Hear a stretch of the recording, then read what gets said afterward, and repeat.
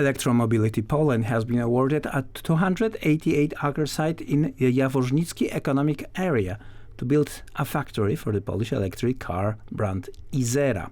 The construction is expected to cost 6 billion Polish zlotys. Electromobility Poland was the only bidder to buy the land in the Jaworznicki economic area. The deal is worth 128 million Polish zlotys. Its project to create the Izera electric car brand will be the first investment in the region. The production facility will include a welding and painting shop, as well as an assembly plant. According to Piotr Zaremba, CEO of Electromobility Poland, the market for electric cars is growing rapidly, which means that there is a significant and growing share available. Even in 2026, there will be still a significant share to share. Second, as the company expects, the running cost of electric cars are starting to support them, regardless of regulation.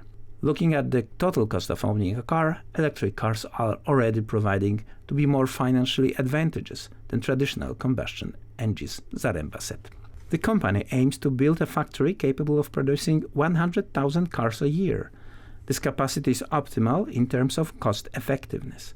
However, current trends suggest that demand could easily exceed this figure, so the company needs to be designed with scalability in mind.